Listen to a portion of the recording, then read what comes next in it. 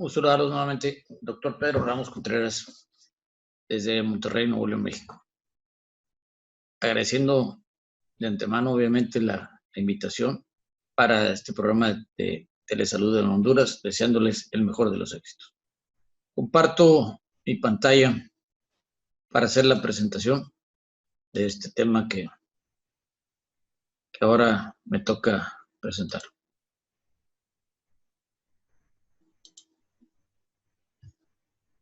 Como hemos referido anteriormente, este tema lo desarrollo ahora en el mes de septiembre 2020 y agradeciendo nuevamente a Comsalud, Facultad de Ciencias Médicas de Honduras, a la Unión Europea y la Secretaría de Salud de Honduras.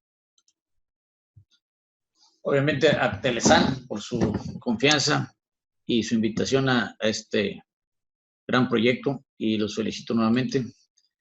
Y pues recordando brevemente y ya más rápido nuestros áreas de servicio médico, nuestro enfoque en telemedicina, telesalud, salud digital desde hace 20 años.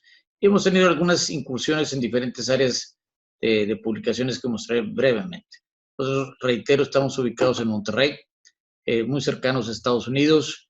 Hay 3 ciudades relevantes en nuestro país, que es México, Guadalajara, Monterrey. Mucha gente cercana al sur de México, al sureste de México, visita Cancún, toda la Riviera Maya, la península de Yucatán. Estamos muy cercanos a nuestros hermanos de Honduras, Guatemala, y a quienes les agradecemos muchísimo su confianza, donde hemos estado ahí previamente dando conferencias. El tema que me corresponde desarrollar brevemente o platicar con ustedes es el tipo de teleasistencia, las formas de atención médica a distancia y las prácticas en telesalud. Y básicamente quiero darles a conocer que hemos estado precisamente trabajando en diferentes marcos regulatorios en telesalud. Esto fue en el 2015 del CNTEC, secretario de Salud de México, pero avalados por la OPS, por la Organización Panamericana de la Salud, Organización Mundial de la Salud, Estado de Jalisco, CNTEC, Secretarías de Salud de México. Y este marco regulatorio es de mucho interés por el hecho de que de ahí partimos para dar normativas, dar regulaciones, dar sugerencias, dar conceptos éticos para facilitar la aplicación de la atención médica a distancia. Y en base a esto, son las sugerencias que a continuación les presentaré, para que en la medida de lo que sea de su utilidad, puedan aplicarse, tropicalizarse o homologarse de acuerdo a cada situación particular en cada país. Hemos hecho algunas incursiones en otras áreas también de la atención médica, pero hemos recibido en nuestro hospital, donde hemos realizado telemedicina y telesalud, certificado de mejores prácticas en telesalud por todos los ministerios de salud de aquí de Latinoamérica, y en todos los ministerios, y también por la OPS, la CEPAL, Banco Interamericano, ATALAC, que es una parte de ATA, American Telemedicine Association. Perdón. Y hemos estado también trabajando en el Journal de Telemedicine and Telecare de Estados Unidos, los cuales es un journal bastante prestigioso. Estamos muy contentos de formar parte del consejo editorial, dado que hay gente de Australia, de Estados Unidos, de Noruega, de Italia, y solo estamos 2 latinos en esta revista. Está la doctora Giselle Ricur de Argentina, y estamos aquí nosotros de Monterrey, México. El Journal de Telemedicine and Telecare. Pero participamos en una serie de programas de capacitaciones, de normativas, y es de nuestro gran interés el poderles compartir las conclusiones prácticamente de lo que hemos estado visualizando, lo que hemos estado recibiendo durante estos 20 años, y tratarlos de de llevar hacia el mejor camino en base a la experiencia que hemos tenido. Aquí precisamente se ve Comisión Nacional de Arbitraje Médico, en los cuales es un área, el CONAMED, Comisión Nacional de Arbitraje Médico, donde esta comisión se encarga de analizar cualquier tipo de queja o alguna situación que el paciente no se haya sentido de una manera, atendido de una manera satisfactoria en cuanto a la forma y al fondo de la atención. Y por eso en este tipo de capacitaciones hemos participado diferentes gentes como el doctor y expertos muy importantes como el doctor Javier Carnicero de España, Adrián Pacheco de CENETEC. Nosotros estamos ahí participando y nos ha dado mucho gusto compartir experiencias para que el menor número de casos lleguen a requerirse de presentarse en la Comisión Nacional de Arbitraje Médico. Ahí se dilucida si hubo alguna una malpráctica en el ejercicio de la salud, tanto presencial, de la atención médica presencial como telemedicina. En nuestro país, hasta la fecha que tengamos conocimiento, no tenemos el conocimiento de problemas derivados de una atención médica a distancia que haya tenido una relevancia en su problema diagnóstico, consecuencias realmente desagradables. No tenemos reportes relacionados básicamente a ello. Hemos incursionado en ciertas áreas también de publicaciones en áreas escritas, como maestros del tecnológico. Hemos trabajado, hemos desarrollado esto como pediatra, hemos trabajado en estas publicaciones, hemos tenido experiencias de manera personal y familiar en la atención a un familiar muy, muy cercano, donde estuvo hospitalizado, estuvo en cuidados en casa por 11 años y donde de ahí las experiencias que vivimos nos hizo escribir este libro de la tercera edad, así llevamos todos. Los dos están avalados por el Tecnológico de Monterrey. También hemos participado en otros trabajos como el paciente pediátrico grave, como coordinador de colaboradores de Nuevo León, tanto como nefrólogo pediatra y del Hospital San José. He sido presidente del Colegio de Pediatría de Nuevo León. Y hemos incursionado también en las publicaciones, como les mencionaba en otra presentación, la revista de Salud México, que generamos varios números y posteriormente la delegamos a CENETEC. Pero también el punto de mayor interés es el hecho de referir lo que comentamos en una ocasión previa, donde cada vez debemos de estar más informados, más bien orientados en cómo la transformación digital va a marcar el sector de salud a mediano y largo plazo, no solo por la situación actual de la pandemia. Esto fue mencionado desde antes de la pandemia que estamos viviendo, en un momento en el cual ahora la explosión, la utilidad, la necesidad de utilizar telemedicina se ha multiplicado de una manera muy exponencial. El tipo de ejercicio de la telemedicina en cuanto a su clasificación en el tiempo, en la manera de hacer telemedicina. Mencionaba por ahí en una de las primeras pláticas que comenté que puede ser en tiempo diferido, de manera sincrónica, o en tiempo real, de manera sincrónica. En tiempo diferido no hay problema sincrónica en algunas condiciones como la teleradiografía. Mencionaba entonces también que la telepatología, pueden enviarse informaciones en caso de teledermatología, pero básicamente es de mucha importancia, sobre todo las interacciones en relación, esto no a estudios de radiografía, no a estudios de patología, sino a la atención propia de los pacientes. Y nosotros manejamos aquí sobre todo en tiempo real, que sea de manera sincrónica, videoconferencia o aplicación interactiva. Son las mejores formas, pero aún así vamos a dar las variables que pueden ocurrir en tiempo real. De manera asincrónica, mencionaba también algunas acciones clínicas que se han hecho, sobre todo haciendo referencia a envíos de store and forward, de resúmenes clínicos, que se siguen practicando. Hemos estado en diferentes países de Latinoamérica, pero particularmente no somos nada consecuentes ni orientados a que se realice este tipo de atención médica en Store and Forward, enviando resúmenes clínicos, sin tener la revisión del paciente y mucho menos sin poder tener una plática con el médico que lo ha estado atendiendo este caso. Dentro de las atenciones médicas a distancia, ya comentaba previamente lo que es telemedicina, y luego que telesalud engloba telemedicina, porque telesalud son las acciones médicas y otras no médicas como la teleeducación, eso engloba telesalud, y salud digital engloba prácticamente todas. En la atención médica a distancia, de acuerdo a la gráfica previa que mencionaba, hay asincrónicas y sincrónicas. Y mencionaba que dentro de las sincrónicas, que es las preferentes para la atención clínica de los pacientes, hay varias modalidades en las cuales se requiere una intermediación de otro médico y en algunas ocasiones no se requiere una intermediación de otro médico. Sin detallar mucho, pero ahorita quiero mencionarles lo que comentaba previamente. Telepatología y teleradiología pueden ser asincrónicas.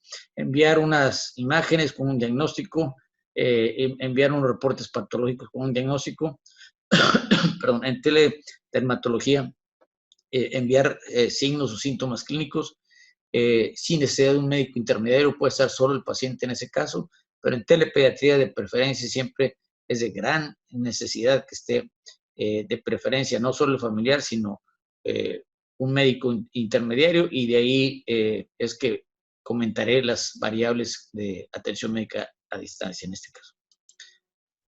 La telemedicina, la satisfacción de telemedicina cada vez es mucho mayor.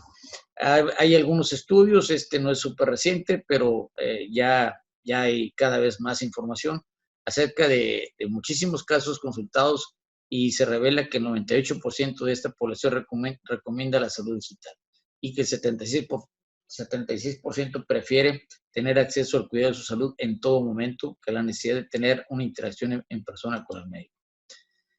Dentro de todas las variables, la telepediatría, que es la acción de la telemedicina en casos particulares en pediatría, y por la angustia y la frecuencia de enfermedades en muchos niños, ha llevado que el requerimiento a todas horas del pediatra haya fomentado el empleo de las tecnologías en salud, en salud para la atención de cualquier duda, de que las madres a diferentes horas tengan preguntas, tengan dudas, sobre todo si es un primer niño, si es un primer hijo, para resolver cualquier cuestionamiento acerca de un potencial cuadro clínico desfavorable. Y por eso hay muchas solicitudes de consultas y atención médica que se han desarrollado a partir de la pediatría.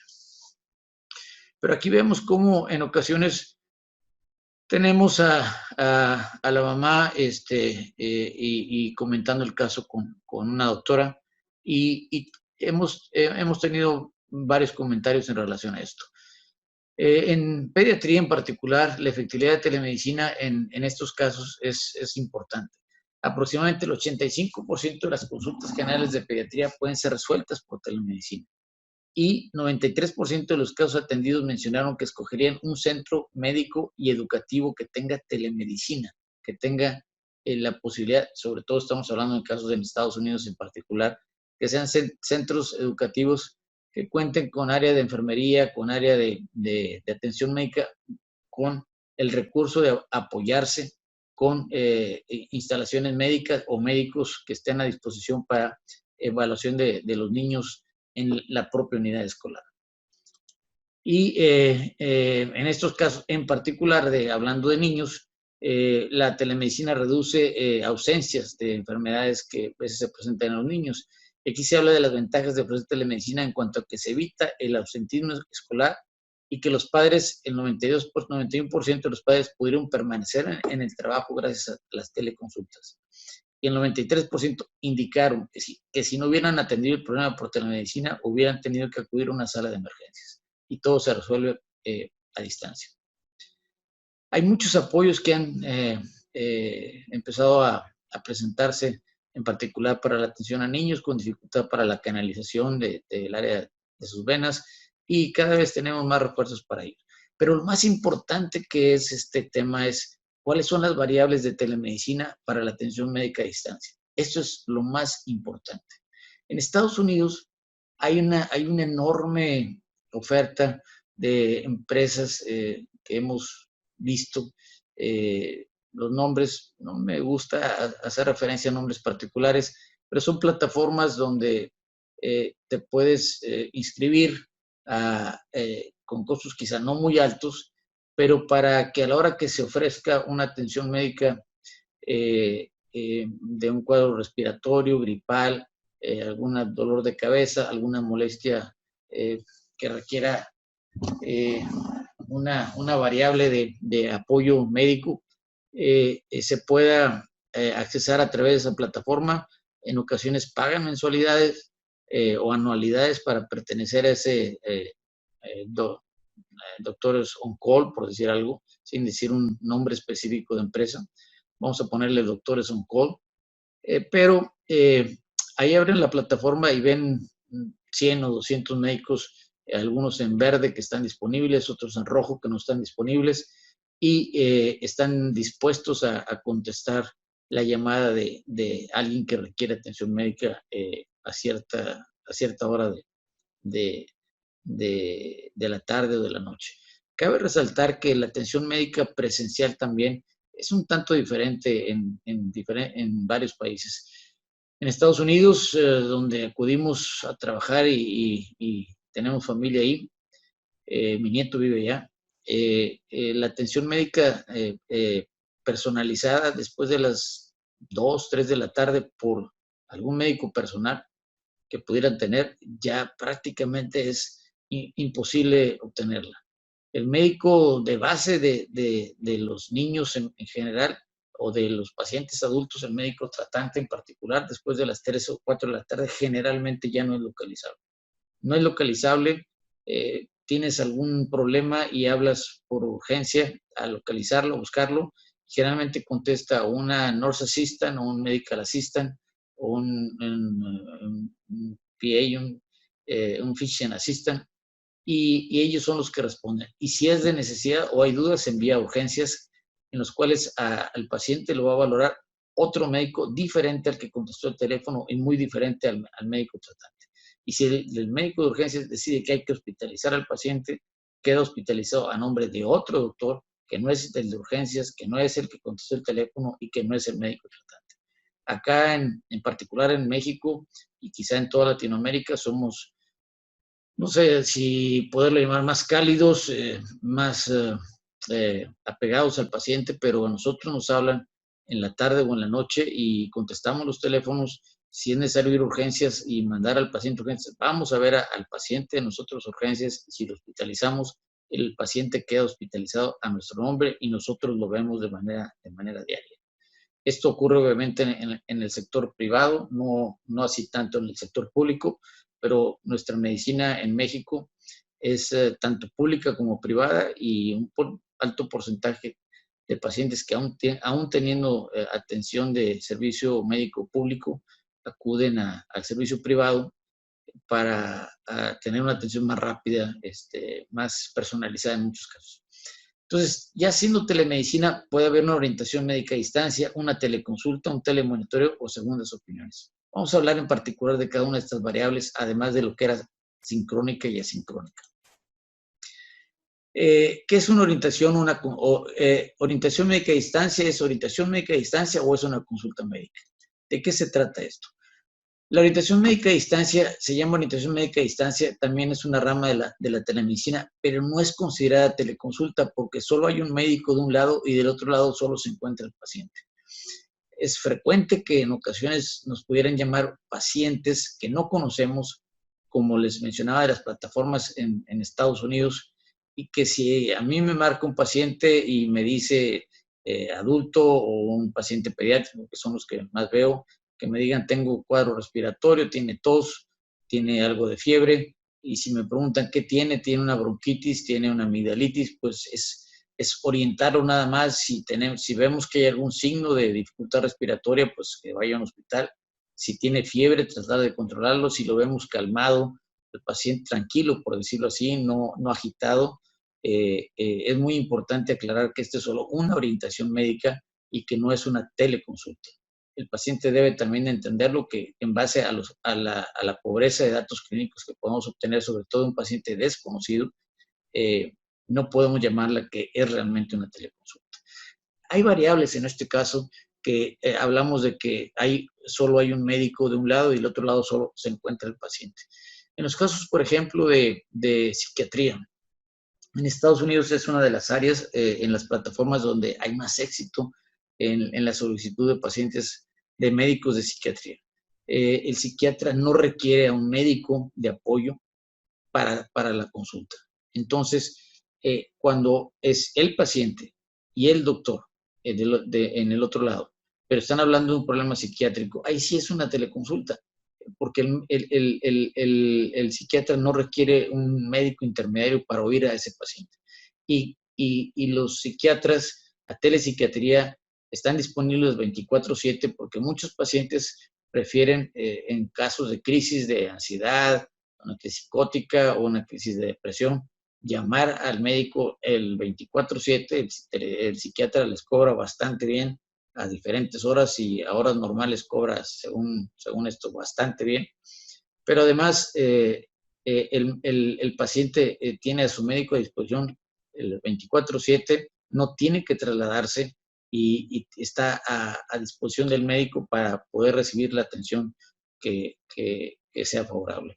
Existe un muy buen proceso en Estados Unidos acerca de la receta para el paciente y el convenio que tienen con diferentes cadenas de farmacias. Entonces el médico puede generar la receta y ser surtida por el paciente directamente en la farmacia sin necesariamente tener que presentar un documento acerca de la receta presentada por el psiquiatra. Y por eso me refiero que hay ciertas condiciones en las cuales la orientación médica se le llama orientación médica cuando no hay médico más que en un solo lado, el que está dando la atención. Si tenemos un paciente dando signos y síntomas y no lo conocemos, es difícil y hay más riesgo de tener errores diagnósticos. Por eso se llama orientar al paciente acerca de lo que debe de hacer. En esta orientación es importante mencionar que existe riesgo de tener errores diagnósticos en la orientación y por lo mismo de tratamiento, errores de tratamiento, por eso ahí viene su nombre, su nominación. Y por eso les mencionaba que las reuniones que hemos tenido de normatividad nos da gusto ir teniendo experiencia con los años para poder llegar a estas definiciones. Como prevención en algunos lugares, como en Estados Unidos, que se atreven a dar orientación médica a distancia y piensan que existe mayor riesgo que el no dejar un antibiótico a un paciente con fiebre leve o moderada, se ha visto que el número y el porcentaje de casos que reciben antibiótico por tratados a distancia, el porcentaje de casos que reciben antibióticos es mucho más alto que de manera presencial. Y se da el tratamiento como una manera de prevención, una manera de asegurarse, perdón, del médico ante la posibilidad de un proceso infeccioso que se pueda estar escapando ante la pobre exploración clínica que está dando del paciente. Pero en este caso de orientación médica a distancia podemos encontrar usos, abusos, riesgos y beneficios. Esta es una orientación médica a distancia donde está el padre con su niño dando la información a la doctora sin conocerlo realmente y bueno, da una información genérica acerca de qué se puede hacer en este caso. Obviamente tenemos la capacidad mínima que después de haber estado muchos años en hospitales, estando en guardias, en la carrera de medicina, en las residencias, pues es de esperar el poder detectar y conocer cuando un caso es realmente grave o cuando no lo es, cuando debe de irse a un lugar o cuando puede permanecer por algunas horas más en casa sin problemas de riesgo para el seguimiento del problema. Pero ¿qué es lo que pasa cuando la gente tiene acceso a los teléfonos, a los mensajes, al WhatsApp, a los iMessage? En muchas ocasiones, por cuadros muy, muy banales, por preguntas demasiado no urgentes, empezamos a recibir exceso de mensajes solicitando diagnósticos y tratamientos con 2, 3 estornudos, sin fiebre, sin dificultad respiratoria, solo porque he estornudado, una evacuación disminuida de consistencia, preguntas por eventos nada urgentes, envío de mensajes a toda hora y sin límites. Estos son los abusos que podemos encontrar en la orientación médica a distancia. Mensajes para apoyos diagnósticos a gente que no es paciente de nosotros, y en ocasiones se considera que, pues, sobre todo en situaciones actuales, mucha gente dice, bueno, pues prefiero que me resuelvan el problema por mensaje y no tener que trasladarme, y también no tendría que pagar esa atención médica o esa orientación médica. Abusos como algunos que hemos recibido, mensajes a las 7 de la mañana, el niño amaneció con un ojo pegado, con muchas legañas, debería ser todo muy frecuente, estornudos, y se me figura un poco calentito, ni decir si hay fiebre o no hay fiebre. Si le doy claritine, y cuánto le doy de cataflán. Y comenta, además, de una manera graciosa, por no decirlo de otra forma, anotan en el mismo mensaje, y de pasada para mí también, ¿qué me puedo tomar? Tengo un poco de moco y estornudos, este es el paciente pediátrico, esta es la mamá, y quizá toda la familia quiera atención médica a distancia, una orientación médica a distancia. Por eso esto ha llevado a que muchos compañeros pongan en sus teléfonos, no consulto por ninguna de las redes, ni por WhatsApp, ni por Messenger, ni por Twitter, ni por Facebook, porque lo consideran que es difícil, además, en cierta manera abusivo, y no se puede permitir un buen diagnóstico, y el riesgo es mayor en cuanto a la posibilidad de error diagnóstico. Nosotros consideramos que pudiera hacerse una orientación médica a distancia en usos más o menos específicos, cuando se ha enfocado básicamente a lo siguiente: que los pacientes ya sean conocidos, que sean de amplia frecuencia en la consulta y que estén imposibilitados para movilizarse. Si es un paciente que ya es conocido de nosotros, la familia es conocida de nosotros, son asiduos visitantes a nuestra oficina, pues los conocemos bien y sabemos las manifestaciones que tienen, y los cuadros que pueden ser severos o no severos. Pacientes conocidos, pero que se encuentran de vacaciones fuera de la ciudad, que tengan alguna eventualidad, también podemos atenderlos. Pacientes con una situación delicada, para solución urgente o apoyo inmediato para un triage y decidir si deben o no trasladarse a urgencias. Esto sí, son los usos que podemos darle a una orientación médica a distancia de pacientes que no tienen otro médico del otro lado, pero que son pacientes ya conocidos por nosotros. Y este es un ejemplo de un paciente que lo conocemos y que nos manda esta imagen.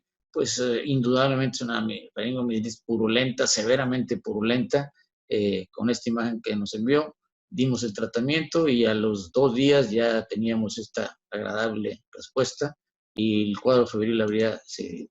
Tenemos indudablemente imágenes donde no necesitamos un médico intermediario para saber que aquí hay una luxación del tobillo y que debe estar en reposo, que podemos valorar, que quizá tomar una radiografía, o ya veríamos la evolución, pero un analgésico no requiere cosas quirúrgicas inmediatas. Es un cuadro de conjuntivitis. Tenemos llamadas para que nos preguntan, bueno, tuvo esta lesión, requiere sutura, requiere vigilancia, el aseo nada más, algún medicamento tópico, pero no es meritorio de procedimientos quirúrgicos ni de cirugías reconstructivas. Cuando el paciente en ocasiones está fuera de la ciudad y es una eventualidad, hemos presentado en ocasiones estos cuadros de un paciente de nosotros que está fuera de la ciudad, que de repente los papás dijeron, no encontramos el arete de la señora, y estaban muy ansiosos ante la posibilidad de que el niño pues lo hubiera tirado, se lo hubiera comido, y le comenté al paciente, pues mira, ¿sabes qué? No está vomitando, no tiene dolor abdominal, no hay nada. Bueno, pero sí me interesa que en el lugar cercano que tengas, toma una radiografía de abdomen y me avisas. Y le tomó una radiografía de abdomen, él está teniendo aquí la radiografía, me la envía, y aquí está el arete de la mamá.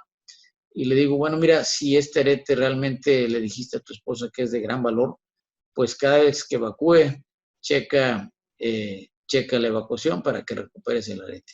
En este nivel, obviamente ya pasó estómago, ya pasó las áreas más estrechas y lo va a eliminar. Si el arete realmente no tiene un gran valor y no dijiste otra cosa acerca de ello, pues puedes no estar revisando cada evacuación, pero tomar una radiografía en dos días, 3 días, para ver si ya se ha eliminado completamente.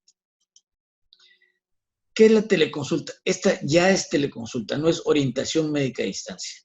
La orientación médica a distancia, como referimos, es que haya el paciente solo de un lado y el médico del otro lado. No hay dos médicos en ambos sitios. En la teleconsulta consiste en el intercambio de información especializada entre los médicos y o especialistas sobre opiniones o conocimientos de un determinado tema. Para que sea considerada teleconsulta, tiene que haber un doctor de cada lado de la videollamada. Esto es muy importante y esto da muchos más beneficios. Es el intercambio de información especializada entre médicos y o especialistas sobre opiniones o conocimientos de un determinado tema. Y esto lo vemos, como ya habíamos mencionado aquí, la teleconsulta en nuestra área particular. La repito la imagen porque es la teleconsulta que damos en nuestras salas de telemedicina. Y se está dando toda la información, la información clínica, datos clínicos. En ocasiones, obviamente también nos envían los resultados del laboratorio, nos mandan imágenes de diagnóstico, y la atención es muy diferente porque aquí ya se le checó a la paciente. Nosotros con los datos de laboratorio, con los datos de rayos X, podemos establecer el diagnóstico, un tratamiento, y en ese caso el médico que está en el lado de la paciente genera la receta y anotamos en ambos lados el seguimiento en el expediente clínico electrónico, que es interoperable. Y con la teleconsulta, el 80% de las consultas por telemedicina, o sea, en la teleconsulta, resuelven el problema médico del paciente y no requieren traslado a las unidades de segundo o tercer nivel. Cuando mencionamos de la satisfacción de los pacientes a través de la telemedicina, cuando los podemos evaluar, cuando hicimos ese estudio de 66 casos, nosotros hemos comprobado a través de miles de casos que el 80 al 83% de todas las consultas que se piden a los especialistas se resuelven por intermedio de atención médica a distancia, de las teleconsultas. Y de esa forma, el ahorro en traslados, el ahorro en muchísimos casos que tengan que viajar, que tengan que estar esperando las citas, tener tiempos de espera larguísimos, hacen que el beneficio de la atención médica a distancia, de la teleconsulta, de la telemedicina, sea extremadamente favorable. Iniciamos esto con pacientes de primera cita, de la primera consulta, pero luego ya los médicos lo que han hecho de una manera muy ética, empiezan a conocer y a familiarizarse con el programa, y pacientes que ya son de seguimiento para ellos le dicen que usted es foráneo, ¿verdad?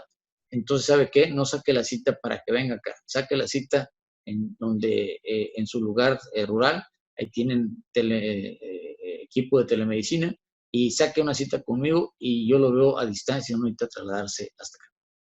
Y esto es muy, muy favorable. Y el telemonitoreo es una variable de una teleconsulta, pero es específicamente con pacientes. No necesitamos dos médicos porque es el monitoreo de pacientes crónicos ya conocidos, de pacientes con problemas de tiempo, que en casos particulares que yo veo de trasplante renal, que hemos trasplantado, de síndrome nefrótico, de litiasis renal, de acidosis tubular renal, de diferentes problemas, ya son conocidos. Los de trasplante que están en lugares distantes los conocemos, y muchos pacientes con enfermedades crónicas se conocen extraordinariamente bien ellos, conocen su problema bastante bien, síndrome nefrótico, los pacientes trasplantados que han estado pasando por situaciones y etapas difíciles, conocen muy bien sus cuadros, de tal suerte que cuando uno habla con ellos ya saben si tienen edema, si están hinchados, si la orina es turbia, si han aumentado de peso, se conocen bastante bien. Y de esta forma es una variable que puede ser en pediatría o en adultos también, sobre todo en las especialidades de las mismas. Pacientes como con enfermedades crónicas, renales, yo hablo en particular por nefrología, donde la familia conoce muy bien la enfermedad. A nivel público, incluso en empresas de atención de salud a distancia, se trata de un equipo de telemonitoreo de salud que permite controlar al paciente desde su casa con exámenes rutinarios. Entonces ya se conoce al paciente y solo manda los resultados del laboratorio, los conocemos, ellos se conocen y es fácil atenderlos. Este es el caso de una paciente trasplantada que aquí está su mamá, aquí estamos nosotros haciendo la teleconsulta y la paciente muy contenta que nos dicen, doctor, pues me ahorró 4 horas de viaje y ajustamos medicación, bajamos inmunosupresión en casos de que todo esté bien, como fue en el caso de esta paciente. Y hay casos que, como en el caso de ella, tienen ya más de 15 años de trasplante en excelentes condiciones, excelentes condiciones clínicas. Y también el telemonitoreo son pacientes para pacientes, por ejemplo, hospitalizados en cuidados intensivos. Aquí es un paciente que tenemos con pulmón húmedo, con retención de líquido pulmonar. Estamos viendo la placa y que recibimos la imagen. Aquí está el tubo endotraqueal que tenían en ese caso y que estaban nada más soportándolo tantito. Tenemos otro tubo nasogástrico y las imágenes radiográficas para la evaluación bien del paciente. Este resultado fue muy favorable, el paciente le fue bastante bien. También hacemos un telemonitoreo para diferentes procedimientos. Es un paciente que tenía una lesión severa en motocicleta. En los motociclistas hay 2 tipos de motociclistas, los que ya se cayeron y los que se van a caer. Y ahí a este paciente le sugerían un colgajo, nosotros sugerimos que no era necesario un colgajo, ya lo habían maltratado demasiado, y procedimos a hacer un injerto de piel, y aquí lo checamos, después fue a urgencias, y nos mandaron la fotografía de cómo seguía el paciente con el injerto en excelentes condiciones generales. Ya las segundas opiniones es cuando casos especializados, un médico de manera específica se solicita a algunos especialistas o a un especialista muy calificado, se les solicita su impresión diagnóstica, las sugerencias clínicas, las sugerencias de tratamiento por dificultades diagnósticas en problemas de salud pública o dudas diagnósticas en casos particulares. Esto lo hemos trabajado bastante bien. En este caso aquí vemos, era particularmente en Costa Rica. Estos médicos especialistas son del Instituto Nacional de Enfermedades Respiratorias que manejaron muy atinadamente el cuadro de H1N1, de H1N1, que ocurrió hace 10 años, y que después hubo unos brotes al 2-3 años después en Costa Rica, y que el problema fue que no era H1N1, sino era H3N2. Aquí estamos nosotros participando en el enlace para estas segundas opiniones, y no estaban manejando en particular en ese momento Tamiflu, el Tamivir, para estos casos, y tenía una mortalidad muy elevada. Tuvimos la oportunidad de que el Instituto Nacional de Enfermedades Respiratorias, el INER, estableció una donación, y aquí, como aquí lo maneja el Hospital San Carlos de Costa Rica, con cariño para el personal del INER, por su valiosa colaboración en el evento recién pasado de H1N1 que afectó a nuestro país en diciembre, y esto nos lo enviaron en enero del 2016. Y la telemedicina se utiliza también como variables de telemonitoreo, de orientación médica a distancia, de teleconsulta, la telemedicina para atención de urgencias sanitarias y desastres naturales. Y esto fue recibido por el señor embajador de México en Costa Rica y nos llenó de mucho orgullo, fuimos invitados y estuvimos por ahí. Y aquí estamos discutiendo casos de trasplante renal de una manera importante y generalizada. Y la aplicación de la telemedicina, pues son múltiples, todas esas acciones de orientación médica a distancia, de teleconsulta, de telemonitoreo, de segundas opiniones, pues van abarcando a todas las áreas donde se puede aplicar en pediatría, cardiología, psicología, neurología, oftalmología, otorrino, en muchas áreas con diferentes equipos médicos, en áreas ya particulares, áreas rurales, en áreas militares, en teleminería, en sistemas escolares, las unidades médicas móviles, en los home cares, donde precisamente en esta época de coronavirus ha habido una mortalidad elevada y tiene que haber un test muy importante para evitar más contagios en esas unidades. Y tenemos en lugares remotos unas variables de atención como estas unidades médicas móviles que mencionaba, que tienen atención satelital, que es muy difícil tener enlaces de fibra óptica para telecomunicaciones, se utilizan unidades satelitales. que van recorriendo las áreas rurales que son de muy difícil orografía e hidrografía para poder tener enlaces dedicados y enlaces de fibra óptica. Y en base a lo anterior, pues podemos resumir que todos estos pacientes estamos ya en el siglo XXI, por lo tanto no debemos quedarnos en épocas atrasadas de las cavernas, y los pacientes del siglo XXI requieren médicos que seamos del siglo XXI precisamente. Y como todo avanza, todo va muy aceleradamente, finalmente nuevamente comentaré, como lo he referido siempre, que adoro a mi nieto. Mi nieto sigue creciendo aceleradamente, y aquí, con su compañera del kinder, está precisamente en un evento acompañándola, y como una manera súper caballerosa, como lo ha aprendido de su abuelo, pues procede a cuidarla lo más que puede y que no se la vayan a robar de alguna forma por ahí. Y les agradezco muchísimo la confianza, la disposición, la invitación, e indudablemente estamos para apoyarlos. Si en algo más podemos servirlos, si el proyecto de telesalud en Honduras sigue creciendo y podemos compartir, sumar esfuerzos, ideas, trabajo conjunto, estamos para servir. Muchísimas gracias a todo el pueblo de Honduras, y estamos indudablemente para servirles. Gracias nuevamente.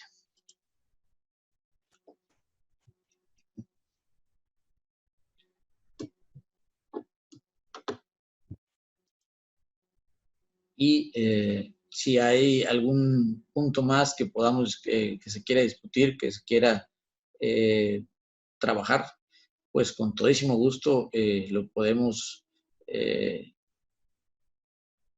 platicar, reunirnos, a tener alguna reunión, una mesa redonda, si desarrollan luego ya cuando esta época pase, y algún congreso, alguna reunión, tanto presencial como virtual, apoyaremos en todo lo posible para que el programa en Honduras sea del todo exitoso. Muchísimas gracias nuevamente. Hasta luego.